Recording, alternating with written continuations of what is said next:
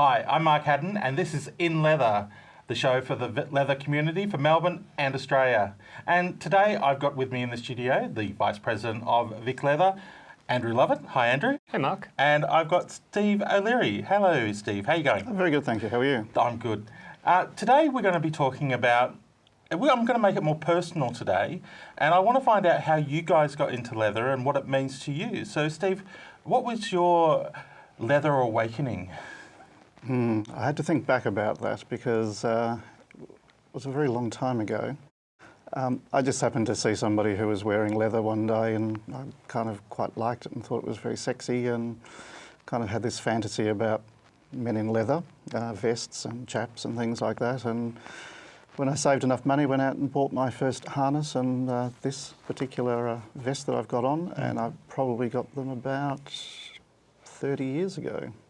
Well, so it's been quite a long time. It's been a long time. I don't have an extensive collection of leather, but I have my, my favourite pieces, and I sort of wear them as much as I can. I like wearing leather. I think they're a really nice thing to wear. They can be cool and also warm, depending on the time of year. Very comfortable, and of course, with all sort of natural products, they sort of mould to your body and fit very nicely. What about you, Andrew? How did you get into the leather community? I started by meeting a very nice guy about 10 years ago, and he introduced me to a couple of his friends who were part of the leather scene here in Melbourne. And just over a dinner party, they all encouraged me to come. They said we should bring you out to a Beyond, which is a leather party we had here in Melbourne, which ran for about 13 years. And my response was, "Beyond what?" And they all giggled and laughed and had a bit of a joke. And then they explained, well, it's a leather party, and it's 95% guys, about 5% girls, but great music, great people, great atmosphere, a lot of fun. And I said, oh, I don't own any leather. And the friend Neil, who it was his dinner party, said, oh, we can fix that. We can. So a week before the party, Neil took me leather shopping. Oh, wow. So we went along to Eagle Leather and tried on a bunch of things, and ended up coming out with a pair of chaps, which was my very first leather item. And we went along to Beyond, and from there it was a very slippery slope. I've met some of the most warmest, kindest, amazing people in the leather scene. So that's how I got my start, and that's kind of what's kept me kind of involved in the leather scene, really. Yeah. Now, we do talk about the word community a lot with leather, and a lot of the gay communities. But so with the leather community, Steve, what's your feeling about the leather community of today and how you fit into it? Is it a nice cohesive community, or how would you describe it? It is a nice cohesive community. I was talking to a friend over the weekend who has now retired from his work and he's living up in the country. And he was saying, oh, I used to go to the Laird, I used to be a DJ there all the time, we used to do all the leather parties. He said, if I walked in there now, I probably wouldn't recognise anyone.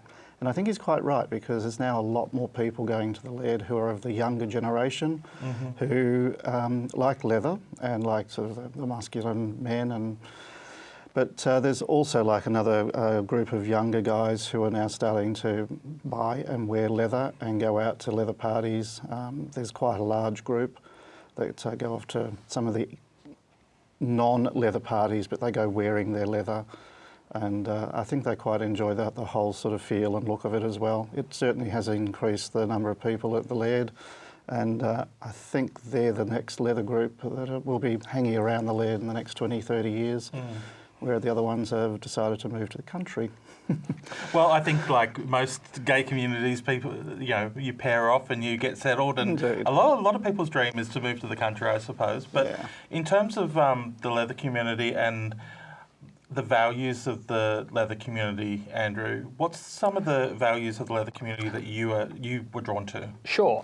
There are two major kind of acronyms really when it comes to the leather values, which are HARD and HILT.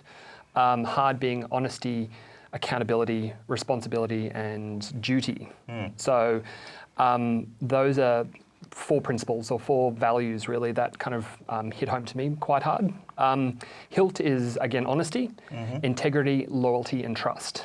So that's what kind of attracted me, I suppose, to the leather scene when I first kind of started exploring, is that the people that I was meeting all had, you know, they all lived their lives by these values. The gay scene that I was exposed to prior to that had been a little bit, you know, there was a little bit of attitude, a little bit of, and so for me as a younger gay man, it was really nice and refreshing to meet some people who were all about, you know, they were honest, they were, you know, all lovely people who, no attitude is a big thing that I associate with the leather scene we have here in Melbourne, is that our leather brothers and sisters love wearing leather, and as long as that's all that you need is that your love of wearing leather. And so there's, you know, it's very much a no attitude scene. Yeah, and I think that's one of the things that has lately attracted me to the leather community as well, is that the people I'm getting to know really have a strong sense of integrity and honesty about them.